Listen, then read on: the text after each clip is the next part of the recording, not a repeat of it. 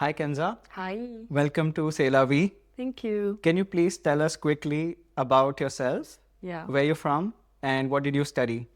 thank you. Thank you for having me first. It's a pleasure. Um, yes, so I'm Moroccan. Now I'm in France for almost 3 years.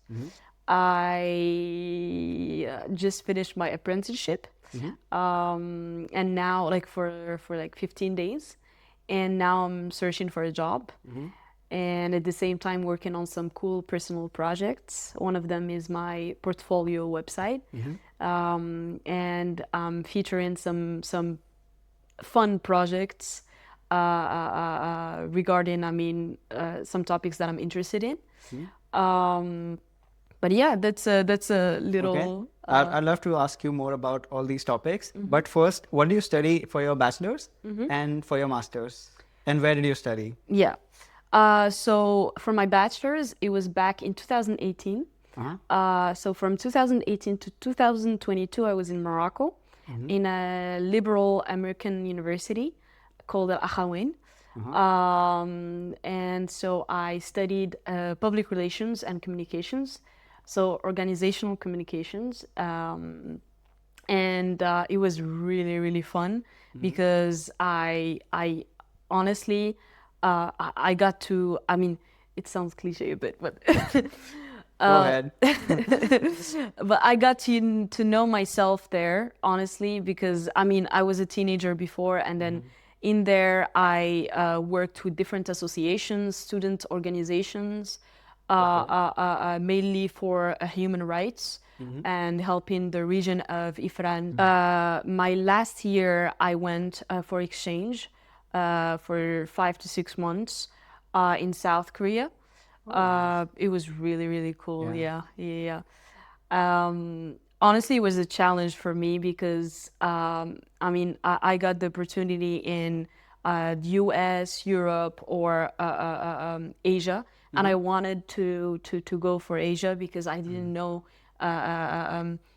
tangibly the culture there. So I wanted Were to you see for like a fan myself. of K-pop? No, I was not. That's Okay. it's really good to ask, but no, I was not. And that's the interesting part. Like I didn't know anything about K-pop or K-dramas, and it was the hype back then, you know. But then I wanted to see for myself, and honestly, it was a blast. Like really liked it. What did you attend classes there? Or Yes, what did you do there for six yes. months? I attended classes, Okay. and it was kind of, not Corona time, but it was after Corona, like 2021, September 2021. But there were still some restrictions. So we were having some online classes and face-to-face ones. But I was still meeting people, living the exchange experience, meeting internationals, and at the same time, Koreans. And And yeah. what was the thing that surprised you the most there that you didn't expect at all? It's a little bit negative, but It's all now that right. I thought of it, Yeah. people spit on the street all the time. Like they Okay. have no mercy for the streets. They love That's weird. spitting. They just keep spitting. Like, and that bothered me, to be honest. Like, and it shocked Okay. me because like in Morocco, I've never. I've never seen people just, and yeah, they throw trash, honestly, in Morocco, but like they never spat. I've never seen That's that. strange. Like I've never heard about this Yeah, and it's a before. fact actually. Like it's a fun fact because Koreans smoke a lot, Okay. and so the smoke makes you want to spit, Ah, and that's why that makes they sense. spit a lot. Yeah, What did you like the most in your experience yeah. about the place that you wish was in Morocco maybe, or that you wanted people to adopt a habit, for example, or something that you wish you had in your country? It's just that it's a sad answer because it's very real.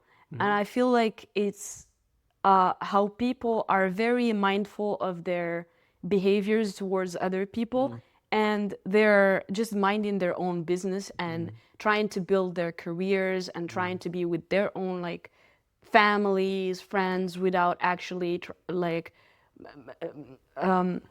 Without being too nosy on what exactly, other people are doing? without being too nosy, without trying to dictate what you should do in life and all that. Like, for example, like, I mean, I have a lot of great things about my country and I'm so proud of it as a Moroccan, but something that I don't like is that people are a little bit too nosy in some ways. So this I noticed in South Korea back then a lot. That, and I still think that, I mean, someone might, and it's a known thing in Asian cultures that people are more conservative and more reserved. But I appreciated that. I really liked it. So, Okay. yeah. And then you went back to Morocco. Yeah. And after that, what did you do? For the last 1 month that I was in Korea, Morocco closed the borders for everyone because of COVID. And then in that period, I wanted to discover another country, a new country. And back in 2019, I went to Turkey. So I went to Izmir for 6 weeks to teach children and teenagers English. And it was with my university, as in it was an association, those ones that I told you about. One of the students' organizations called AIESEC. I don't know if you know that. I also participated in their project. Yeah, it's super cool. Yeah. I really liked it. I went to Russia through them. Oh, it's super nice. Was it for volunteering It was for as well? environment awareness volunteering. Nice, It nice. was, For me, it was education and teaching. Yeah. Yeah, okay. Really so, cool. Were you getting paid for that? No, No, it was it's a volunteering, volun- 100%. yeah, right, of course. No, it was. Okay. But we had accommodation for free. Okay, yeah. We had Same. accommodation for free. Same. That was good. Which pretty much is honestly already a nice way to explore a different country. I agree, Yeah. 100%. So- And so I you- really liked it. So you went to Turkey when you were in 2019, so when you started maybe your university. Okay. And then you decided to go to Turkey again during this time, during your final semester? Exactly. So when I went there, like I really liked the country so much in 2019. It was a good thing to have one of my closest friends in Istanbul back then. Okay. So I called her and I was like, girl, can I crash? Like literally, like, and she's like, what are you asking? Why are you asking? Come, like there's no issue with that. And I was like, but you have to know, I don't know when Morocco is gonna open the borders again. Like I could be staying with you for 2 months, 3, 1 week, 2 weeks, no one knows. And she's like, I don't mind, just come. That's sweet. I was happy to have, and this is something that I would like to talk about later, and I think you can resonate with me. It's good to have good people in your life and like good network, you know, like that helps a lot. So. And how did you know this girl? I knew her back from Morocco because I like art and she does as well. And we just connected back in 2016 through Facebook because we liked the same post. And then I checked her profile back in 2016 as a teenager. And I was like, she's so artsy. I want to follow her. I want to connect with her. And then I connected and then she messaged me and then we messaged each other and we kept talking. Since then, now we're planning trips together with our partners. So we're going like on trips together in this summer, crazy. which is great. Yeah. That's crazy. Yeah. Okay, so you crashed with her? Yes, I stayed with her. That's amazing. And it was for a month and a half, which was not a lot, but it was a good amount of time. It's nice. So you... And when I was there, it was a good thing. That's crazy. And then you came back to Morocco? Yes. And what did you do then after that? I went back to Istanbul because in that month and a half, I fell in love with the country. I fell in love with the city. Yeah. I loved Istanbul so much. What did you like so much about it? I liked the people are so laid back. And the vibes are like, you feel both. I mean, it might sound a little bit not true, but it is, which is you feel the Asian and European vibes. I mean, it is geographically, like half of it is in Asia and the other half is in Europe. And honestly, you were feeling that. As in, when it comes to architecture, the Asian part was so cozy, so narrow. The streets were super narrow. Are super narrow. The cafes are full of young people, very jazzy vibes, a lot of jazz bars, really like that. Okay.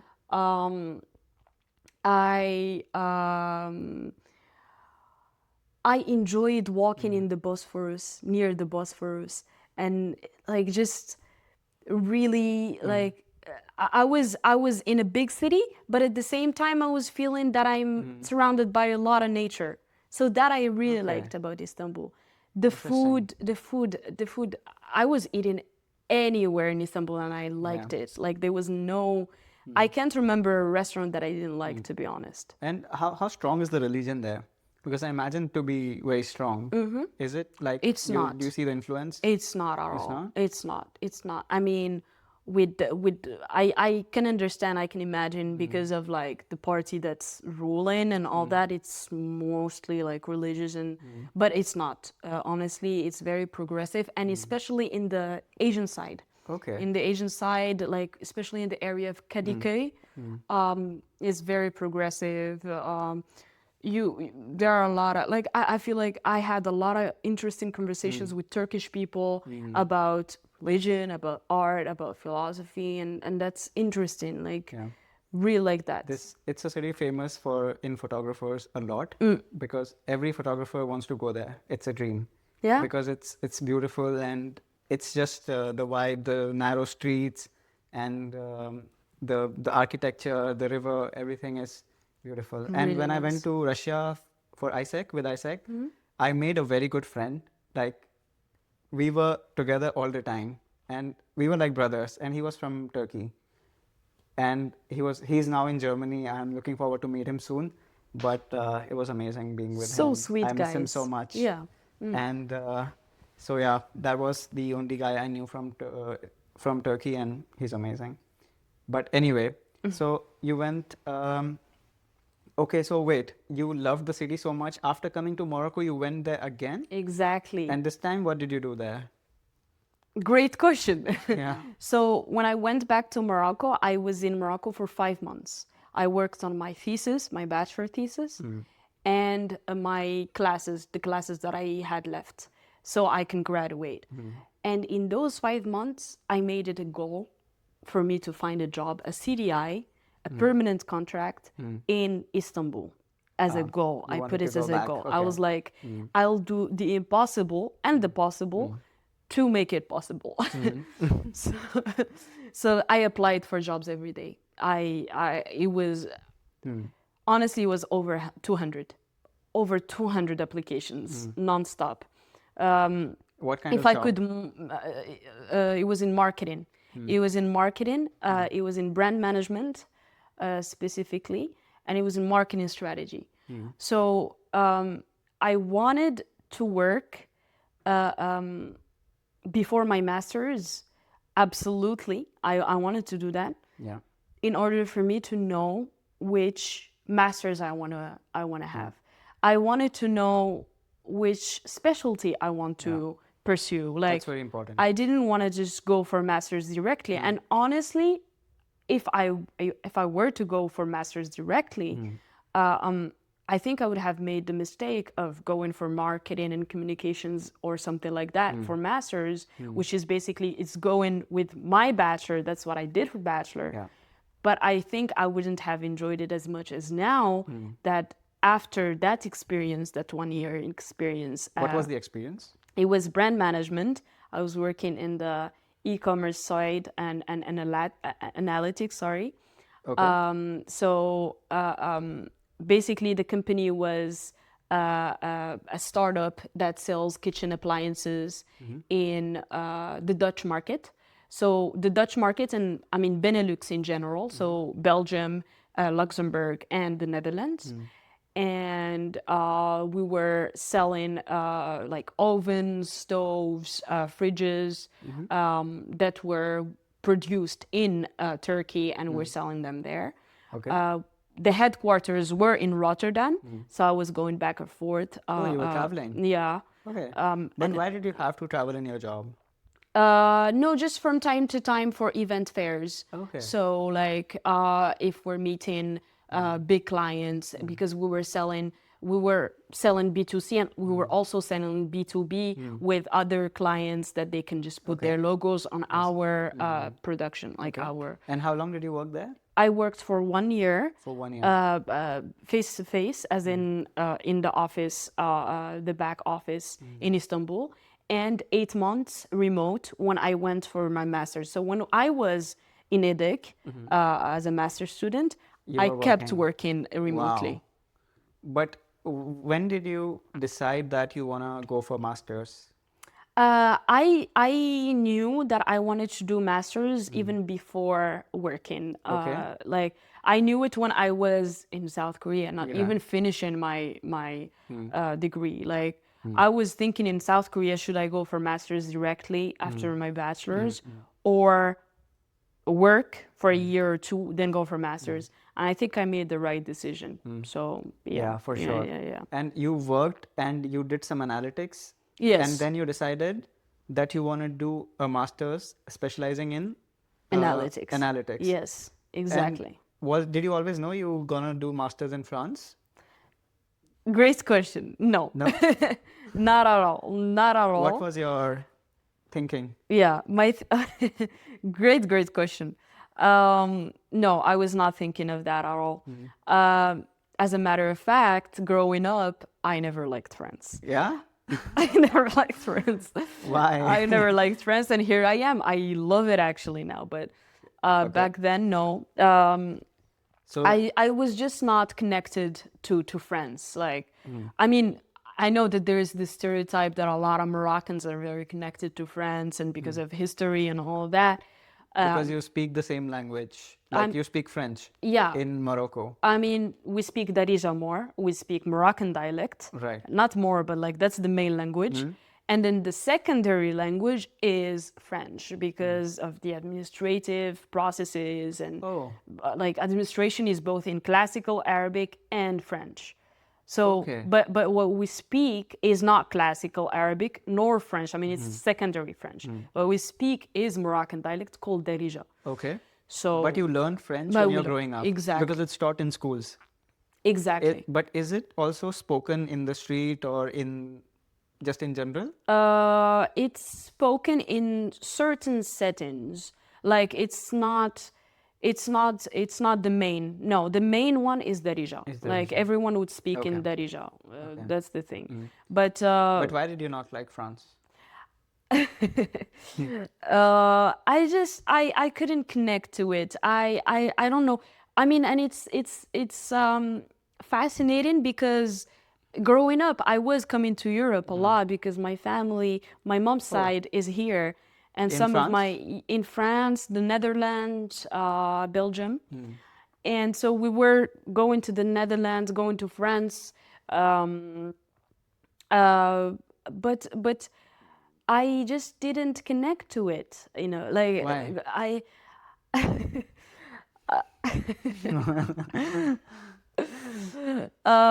I think that I'm someone who, I think I realized it at a very young age and I didn't know that existed. But growing up and after reflecting, I think I'm someone who doesn't like to be pushed to learn something or pushed to behave in a certain way or pushed to just like something that that I'm not interested in. And I feel like that's what was happening to me with France, but not France as a country, but French, the language. So growing up in primary school, it was a mandatory, like a requirement, mandatory for us to speak in French.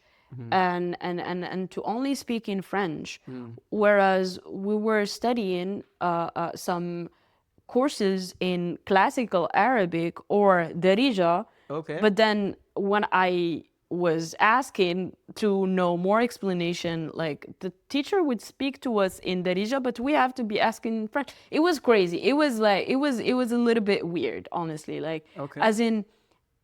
It was looked like we were looked in a bad way as students, as kids, if we speak in Darija and we don't speak in French. And that I couldn't understand growing up at all. Like my brain couldn't comprehend why I cannot just ask for more explanation in my own mother tongue. I can relate because it's the same. I went to a school where you were required to speak in English. And if you say a word in Hindi, which is the national language of India, you have to pay like 5 rupees for that. That's crazier. For every. That's So it's crazier. similar. No. But I can imagine your this experience, how it must be for you. I have a question for you. I'm Yeah. sorry. How did you feel about it? Like, how did I you feel didn't- about the language? I didn't think that much, honestly. Okay. I didn't have that much thoughts about it. I was dealing with other things. So I never thought about it that, it was all okay. I was, of course, frustrated as a child. I was like, okay, but I never felt that I'm being forced or, it was just the way it was and I didn't question it. Yeah. And because in India, if you speak English, why they were doing it basically was if you go out in the world, if you speak English in India, people think that you are educated, well educated, and come from a good family, from a good background. People show a bit more respect towards you. That's It just exactly happens the same automatically. thing for French Yeah? in Morocco. As in, they think you're a peasant if you speak in Darija. I mean, not everyone. Like really not everyone. And we see in the last years it's really changing. Yeah. People are speaking more in Darija and like do not care about French. A lot of young people are speaking in English more than French. They're choosing their second language. Franglais. Yeah, exactly. Right? That's also Franglais. something, right? Yeah. But I can understand that people, because these things, they are inside your head, like in the subconscious, so it has an impact. Like, Exactly, even yeah. though people say whatever, but somewhere in the mind, when they hear someone speaking English or in your case French, the brain automatically makes certain associations, Exactly. which just happens. So, but okay, that's interesting to know. So you didn't like this fact. No, I Okay. didn't like it. So you didn't like France. I didn't like France. Okay. Then how did this happen then? So, okay, Great. so you decided your first decision was, I want to do masters in data analytics. Exactly. Right? That was your first thought. That was my first thought. Then you must have thought where? In Europe. In Europe, you were sure. In Europe. Why? Yes. I just felt really good about Europe. I mean, I feel really good about Europe. And as I mentioned to you before, growing up, we were here a lot in summers. And honestly, like, I liked it more than Asia. I mean, I've been to not all Asia, but like... Not India yet. So. not India yet. But okay. Like, I like Europe more than South Korea, for example, if I have to compare. And I certainly didn't, like, I know for a fact that I don't want to live in the US. So I will go for a visit, but I don't want to live there. Okay. So I knew that I wanted the life here in Europe. But I knew that I didn't want friends. Okay. I was open to a lot of countries, even Eastern Europe. I mean, I love Eastern Europe. And I just didn't want friends at all. So how did you... How? What was your plan? Like, Yes. how did you come to a decision about this? Yes. So I as you mentioned, I really wanted a master's in data analytics. And when I was searching for masters in Europe in data analytics, there were, data analytics, but in marketing. In marketing. Marketing analytics. So it wasn't just analyzing data like medical data or financial data. I wanted marketing data like consumer insights, data Campaigns. related, exactly, Campaign data, performance, and all that. So I needed a niche. Like I wanted, and my niche is marketing. Right. And when I searched for that, there were 2 universities in the UK and 1 in France, EDHEC, and 1 in Germany, and in consumer insights, Technical University of Munich. And I put the pros and cons. I applied to all of them. And I applied to another master's in digital marketing and analytics. So it was more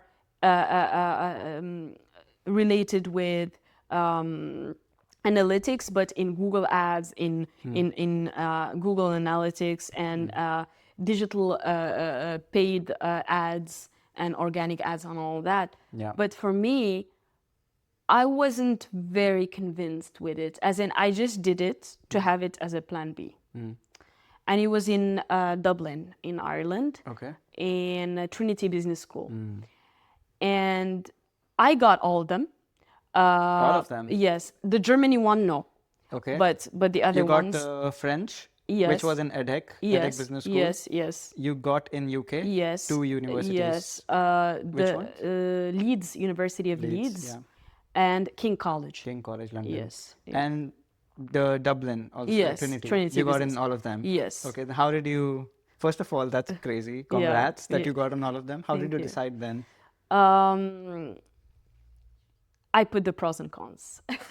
I put the pros and cons, and the first thing for me was the scholarship, and like the first barrier for me was the scholarship, and the budget. The UK ones were super expensive. And the scholarship, I mean, it was a financial aid, it wasn't even a scholarship, and financial aid went up to 25%. Okay. And it wasn't that good for me. Like I didn't like that, honestly. So I eliminated the UK. So now I am left with Trinity Business School and EDHEC. And I liked the program. Honestly, everything was the same when it comes to budget, when it comes to the weather. I mean, in Ireland, it's a little bit darker, but Lille, I mean, you know the weather It's of famous, Lille. yeah. It's like mostly dark. But everything was the same besides the actual program. Like it was the same percentage, the same percentage for financial aid. What percentage did you get? 35. 35. I mean, it was the maximum. There is no more than And that. how do you have to apply for it? Or? No, when I applied to the university, you have to just check one of the in the form one of the questions If you want financial aid and or the a scholarship, but can then offer you something. Exactly, based on your interview, based on your background. Okay. Back then, I was advantaged because I worked for a year. So like they saw that I have experience in this field, and that they appreciated so much. Like I remember in the interviews, in the whole process, both of universities, it was really, really good. Like they saw. How, so the general process for universities is that you have to submit your application, which has your CV, Exactly. your motivation letter, and if you have a letter of recommendations, right? You submit it, and then they decide if they want to have an interview with you. How did you prepare these documents? So it was, I think I was already preparing I was already prepared because I already prepared my motivation letter for the jobs that I was applying for before, and for like my CV was already done. Of course, I just added the job that I was at. So like I was already aware of the process and what I have to do. But something that I would advise the people, please don't forget it, is when I was in my bachelor's, I spotted the professors that I actually want to work with, as in the professors that I want them to recommend me and to write for me a recommendation letter, the professors that I felt comfortable with, the professors that I had really nice office hours with, really good talks with. And those were three professors. Three recommendation letters. I was already seeing it. You were smart. I was like, I have to make it happen. And honestly, you mentioned smart, but I didn't do it just, honestly, it was natural, as in when I was having the conversations with them, like I really like them as people, and I was like, let me use that, you know, like I have to use that. I mean, this is how you get a good master's degree. It's with good recommendations. And one professor that I really liked, and she was in my class, social statistics, and that helped me with data analytics masters, you know. So social statistics, Smart. we used SPSS, and one of the tools that I was about to study and even deepen my knowledge in was SPSS in masters in EDHEC. But did you, when you were talking to this professor in your bachelor, did you already know that you're gonna get a recommendation letter? No. It was just because it was spontaneous. It was. Okay. I just knew that I have like, I mean, in my last year of bachelor, when I was in South Korea and I wanted to go back. I mean, one of the reasons that I wanted to go back is to again talk to these professors, and by the end of my bachelor's, to get their recommendations. Wow. And yeah, So I was happy to get them. So it's good to be connected to some professors. yes. Even in general, you can learn so much from them, right? Without funny story, because I was not connected to my professors at all, like you were in my bachelor's, and I needed recommendation letters from them.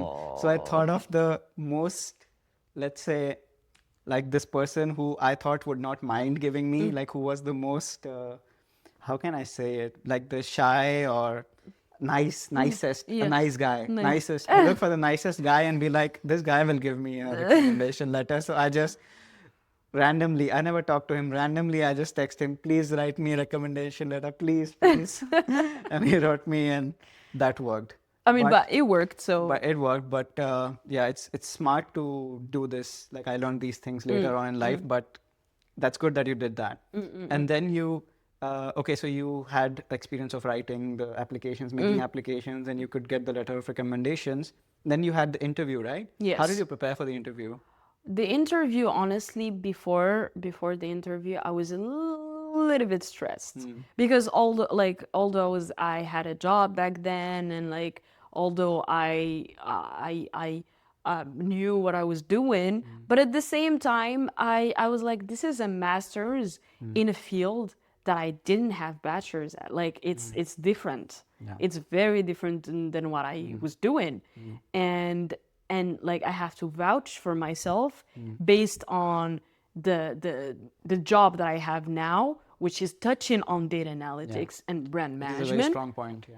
And the personal project that I was working on, I was preparing for a Google data certificate, data analytics certificate, and that I talked about in the interview. I think these things helped me because I was like, I have to make my profile shine, because of course they would ask me for like, why do I want to do this master's when I studied communications? And that happened, they asked. And honestly, these, like the job that I had back then, plus the personal project, the certificate, really helped. So I was stressed a bit, but this is how I prepared. I prepared by seeing what I have, assessing what I have, and being honest, honestly. Like being honest, why do I want to do that? Because honestly, I always had a preference for numbers. I really liked numbers growing up, and I really liked maths. And for some reason, I mean, it's good, but for some reason I didn't pursue maths as for bachelor's, and but you another way. Ended up exactly another way for me like to connect with them is through data. I mean, I'm not doing a lot of maths now because I'm not an engineer in data, but I am touching on a lot of logic processes, and that I like. It's fun for me. So I think that's how I prepared for the interviews. Okay, so you got the program is 1 year, right? Yes. It's you have to do an internship as well. So this was a 1 year program for you, and then you came here to France. but you were already familiar with it, right? Yeah. You have been to France before. But when you came to Lille, what were your first impressions? What were your thoughts as you recently just landed? What did you think of it? Great, great question, because my answer is not so positive. It's like okay. honestly, We love negative things. honestly, It's okay. because it's an anecdote that I have. Yeah, It's an tell us. anecdote because I came with my cat. I came with my Okay. cat. I adopted a cat in Istanbul. She was Oh, 3 okay. months, and I just took her in, and it was amazing. I mean, you know, Istanbul is the city of cats, Yeah. and so beautiful. They're so Yeah. beautiful. Where is And, she now? Or he? She. She, where is she? And now she's with my landlords, Okay. my current studio landlords. They have a villa near me, and my studio is 20 square meters. So instead of just putting her in a studio that's so small, they have a Okay. cat. And so I targeted them with a flyer that I made, thinking that they were thinking that I gave that flyer to a lot of families, but I targeted them because I liked the family. Like I assessed the situation, and I saw that they have a cat. The villa is big. They have a big garden. So I wanted some good moments for her, like happiness. And I mean, you know, cats, they want to run. When we were in Istanbul, I mean, I had a big apartment. Rent was cheaper. And so I could afford a big apartment. Okay. And she was running everywhere. But here, I mean, as you know, it's a bit complicated to find a big thing. Sure. So you landed, so you didn't come alone to France? No, I didn't You come came alone. with your cat. I came with my cat. Okay. And why it's negative? Because when I landed in Paris, and then I took the train and I went. Yeah. And I had luggage with me, and I had yeah. my cat with me. And she gets so scared of outside. I mean, even with medication, she was screaming, and I was feeling bad for her. And I was super like overwhelmed. I just came. I'm starting a new journey. Yeah. My cat is with me screaming. I have everything. I was so tired. She was screaming in the plane, outside. Like, she was just a mess. And I was scared for her. Like, she wasn't annoying me. I was scared for her. Like, that's her tension is going to rise even more. And so when I reached, I remember, I'm going to tell you this, and I think you will remember. So do you remember the Parc Barbieux? That's just that, you know, when we walk like this, going to EDHEC, and just that side. Yes. When you see the little river, the lake, right? I was with my bags. I reached there, and I was walking from the metro to my place, which was near EDHEC. So like there's a That's whole... a long walk, yeah. Exactly. I didn't know it was a long walk, but I went for it. And when I reached that point, I put all my bags. I put her with her bag on the side, and I just put myself on the grass that day. It was a good weather. I put myself on the grass, and I started crying. I started crying because I was so tired. I was like, I want to reach. And I had everything with me. I started crying. She's screaming near me. So you imagine the situation. Yeah. And so it was negative. But then a bus came by, and it wasn't even its stop. And the bus driver saw me in that state, like, because I was again putting my stuff and trying. And he was like, "Do you need help? Do you need help? Come." That's sweet. That's so sweet. I went inside, and I asked him, like, I told him, like, this is my way, and he explained where. Because I didn't even have my phone for Google Maps. As in, I had my phone, but I didn't have data at that point, and I just took screenshots before like reaching there. I just took screenshots of the way. So I knew that I have to walk, but I didn't know that there is a bus stop near mine. And so there was a bus stop near mine, and he just helped. But it was a bad feeling. Okay. I was like, I don't know how my year is gonna be, honestly. Yeah. That's a rough start. And then did you cry over the next period of time? No. No. Well, sometimes with exams, but like, no. How did you find your house? The apartment. What was it? What kind of place you were living? It was a studio. It was at Next City.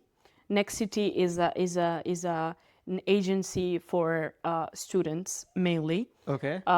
with different buildings all over France. I mean, just in Paris, I think it's more than 10 residences. Did you know just about in them? Paris. How did you hear about them? Honestly, online. I searched online. Okay. When I was in Istanbul. I searched just student residence Lille, student residence Croix, because it was near Croix. And I had a cousin, so that helped me. I have my cousin, she is in Lille. She helped me a lot with this. As in, when I found studios, I just asked her if the addresses were good. And it was good that I asked her that because I really liked the studio, but it was in the middle, in the center of Roubaix, which is not safe at all. Yeah. Not safe at all. Yeah. And so I didn't know, of course, but when I asked her, she was like, this one, do not even think about it. And so the one that I got, it was literally near EDHEC. Like I was walking for 4 to 5 minutes and then I'm in class. It was good. It was really good. Okay. And how did you find the classes in EDHEC as you joined? What was your experience like? What did you think of it? I think that I was happy with them because of my personality, as in, What do you mean? you have to be very autonomous to be able to understand the classes and then understand the courses, understand what the professor is trying to analyze, and work on the projects, the company projects. So for that master's, we had 2 big projects with 2 real companies, with 2 real challenges, 2 real problems. So we had to solve 2 real problems for these companies, and for both projects, it was a competition. So like we had groups, teams, and we had to present our findings and our insights and all that with our approach of analysis. And I think I really like that approach. As in, I am autonomous. I like that. I like to find my freedom in working on certain projects. But it's good sometimes to have that balance of like the professor actually really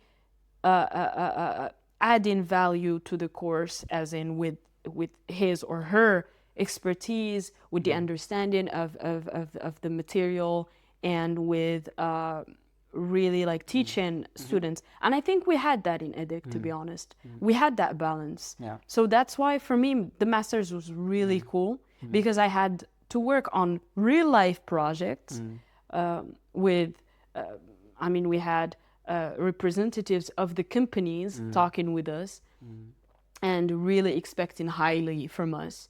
And back then, like, I was just starting actually like working in something more technical for an actual real company was huge for me.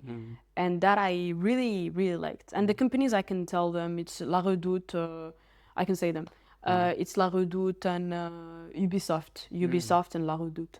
So it was for 2 different target markets, one for fashion, consumer goods, and the other one for gaming. So it was a good thing to have mix. both. Yeah. When you came to Lille, France, how did you make friends? Honestly, I think EDHEC helped with this. With the first friends I had, I mean, I made. And after that, it was easier for me to just make friendships. But how it helped is with the day of integration, the first day of integration. And it's full of events with the Student Government Association, the BDE in French, the Bureau des étudiants. I think that helped us a lot to, and it helped me to meet new people, to just play some games and just break the ice, you know. I felt like that was helping that day. And fun fact, that day I had a fair to go to Berlin with my company back then, because as you remember, I was working remotely with them. And so I had to make an excuse to not go, because I wanted to integrate myself really well in EDHEC and like make friends essentially. But then after that, they understood with like that I am actually trying to make like to be with the community at my master's. Yeah. And was it? Did you also make friends with French people? Was it a bit harder for them because they have this image of being like less open? Yeah. How was your experience with that? Honestly, this is a really good question. Like, thank you for it, because it's and very good point, because it's true. It was hard for me to connect with French people, and it was, I mean, not even possible, but like we were just not in the same place to begin with to start friendships or like to just notice each other. But the French people that I met, it was through an Asian association, which we made. I mean, some of my friends now made. They were the founders of that, as in they just spot some Asian people in the campus, and then they got into a group. And some of the Asian people in that association, we call it association, but it's just a group of friends that we were going for dinners and at each other's places, and we were just around 15 people having karaoke's and all that. And some people in that Asian association, they started like bringing some of their friends, and that's how I got introduced to it through a Chinese friend of mine, a really interesting one. I think you know her, Pepper. She's a model, and she's finishing her master's this semester. So we wish the best for her. Okay, so and so you finished. So when a person or an expat, let's say from another country, when they land in France for their masters, one of the first things they are most stressed about is getting an internship, which is something that you have to do to finish your masters and validate your masters, right? So how was that process for you? You were already working, right? So, but you had to work. But did you stop working with your older company? No. At what point did you stop it? I stopped it in February 2024, and my master's was finishing on May. On May 2024. So I was working and studying from September to February. Yeah. That's intense. Yeah. Okay. It was intense. And when did you start applying for internship? I started applying right after I didn't have the job anymore, honestly. Like I was preparing to, and I was already thinking that I'm not going to continue with them because I wanted to get an experience in France or in another country rather than Turkey. I mean, I wanted some change.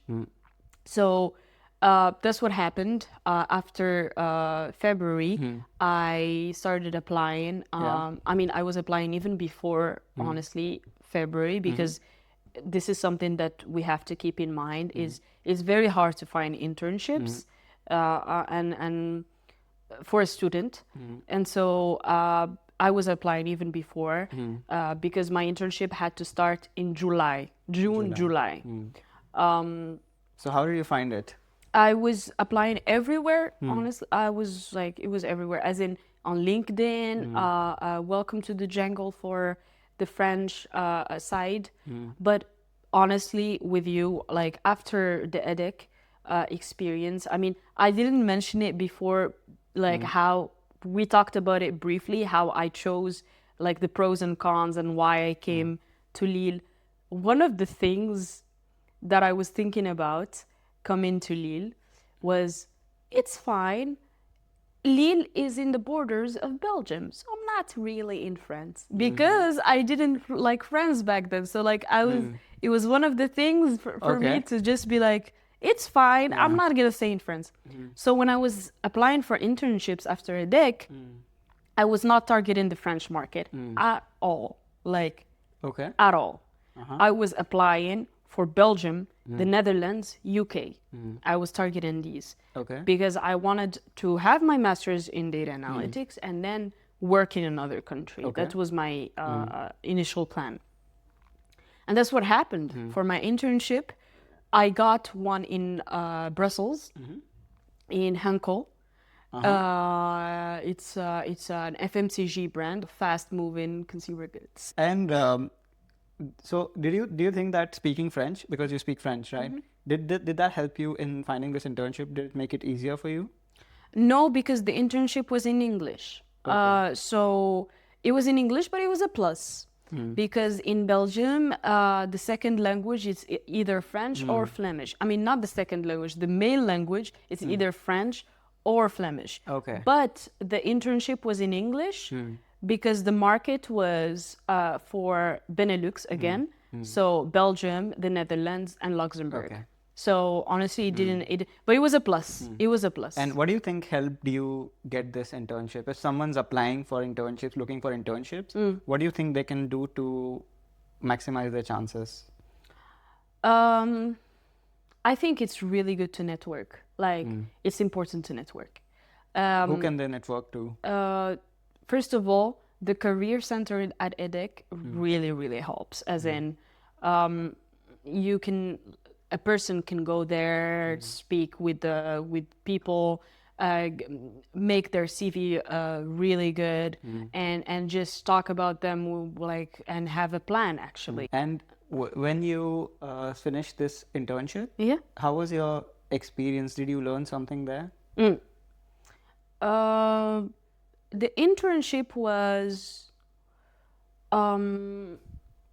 interesting in so many ways, because I got to practice the things I learned in the masters. I mean, not the things, but the tools I learned in masters. Like, I learned Power BI. Let's talk about it. Like, that's the main thing, honestly, for my internship. I learned Power BI, and I worked with it on Excel, Power BI, Excel in the internship, and that was interesting.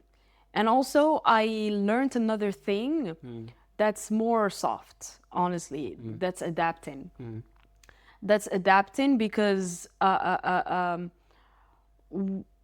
we had some not so interesting, I had with my manager not so interesting tasks. Not just Power BI, but like other tasks that I had to work on. For example, I can talk about it, which is planogramming. So in category management, like the products that we see in shelves in Carrefour or any supermarkets, for example, those products are not just put that way randomly. No, there is a study behind it. There is a contract that we signed with the retailers, with those supermarkets, trying to really put as many faces as possible as the competition, really trying to keep up with the competition. And so, and there is the not so interesting or boring part of the job, which is basically putting those product facings in the software and getting a PDF to send to the retailer. And that takes a lot of time. So that I didn't like it, but I had to adapt. And that's something that I learned really, like I had before, but it's I strengthened it in that internship. And when you finished this internship, did you try to find a job in the same company? Because then the next step for you, I imagine, would be to get a work contract, a CDD or a CDI. So what did you do for that? So I tried to get a job in that company, but no position was open. And it's a known thing, honestly, about Henkel in Belgium, and a lot of companies, not just Henkel, that after internship, like you're not really expected to stay there. I mean, there are exceptions when there are people leaving or like your manager changes the position or something. It wasn't the case for me. So that's why I didn't stay there. But it was like I wanted to, but there was no position. I think and that's it's the fine. same situation with all big groups. Yeah. Where internships are seen just as internships. Exactly. Temporary positions. So then what did you do next? Yeah. After that, I was applying to CDIs. What's that? CDIs. Oh, CDIs. Sorry. I was applying to CDIs in Paris. Why? Because now my shifts, because before I was thinking of outside of France, but then I started applying to Paris. In those 6 months when I was in Belgium, in Brussels, I was traveling to Paris from time to time to see my closest friends and to be with them. And I really liked the city. Like, I really liked it. Although I came to it many times before, but I didn't experience it as an adult. And it was the first time I would experience it as an adult. And I really liked the city. I like the vibes. There is the different things to do in different arrondissements. Yeah.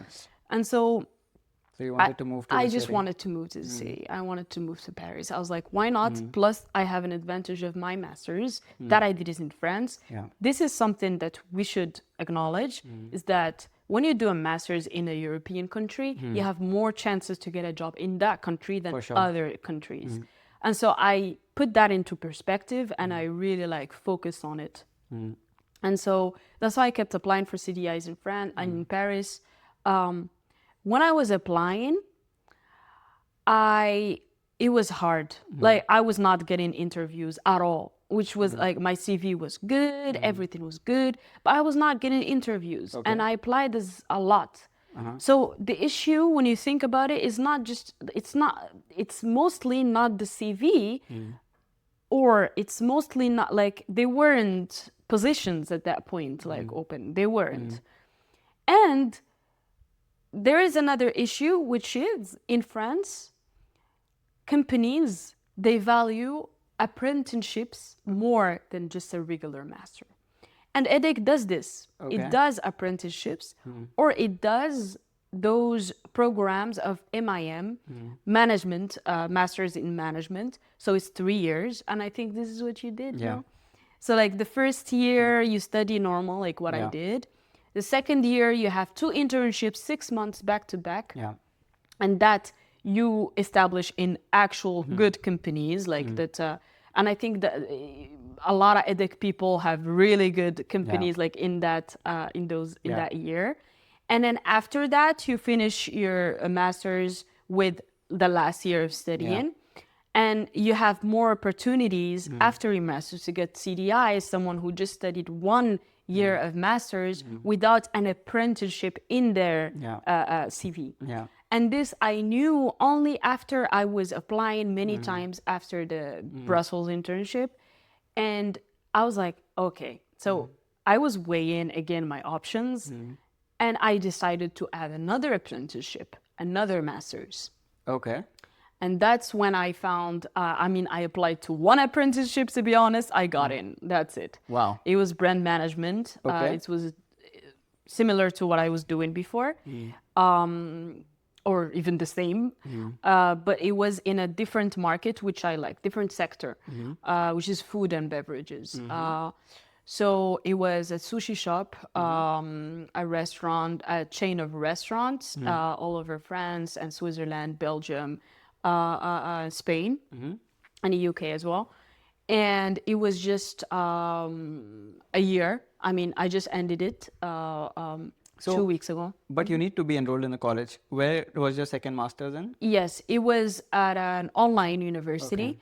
That allowed you to do the That allowed me, apprenticeship. exactly. It was online university. It was marketing courses that I already like I know before and all that. It was just helping me to get the apprenticeship. Right. It wasn't. And so that's the thing. Like after And I feel like now I have more chances to get my CDI than before. Yeah, you and have more I'm- experience and now. yeah, exactly. Like it's really helped this year of apprenticeship. Okay. It strengthened my experience. So right now you're looking for CDI Yes. again. Okay. And what do you think that after all you have learned so far from your experience of applying for job applications, what do you feel like should be your strategy now to find a CDI? What are some tips that you are gonna apply?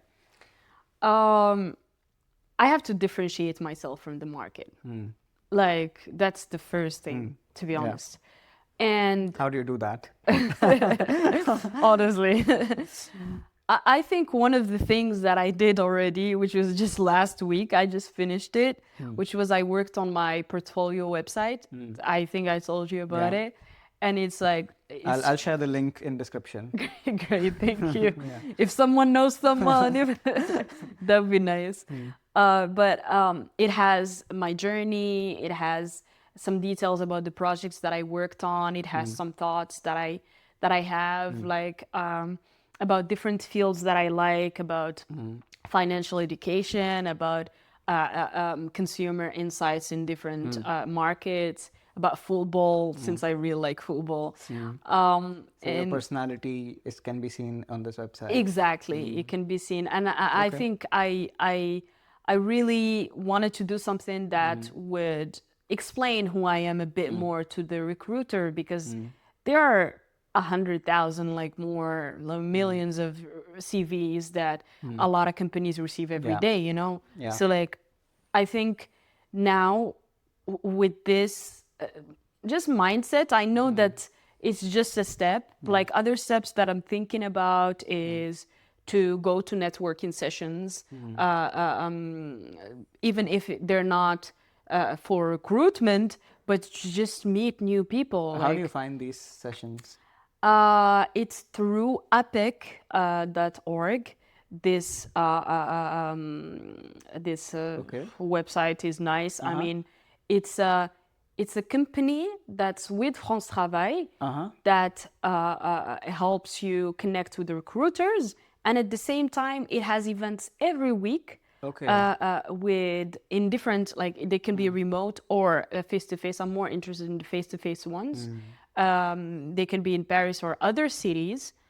And they're for about different topics. And I'm very, very, very, very interested in AI lately, and workflows and automations, and how I can develop those skills to strengthen my profile of a business analyst. I think I'm very interested in these topics, and I think that's one of the ways I want to go for. That's great. And finally, I want to ask you, if you were to give one advice to someone who's thinking of moving to France for their studies or for work, what would you advise them? I think I have two advices, but they go hand in hand.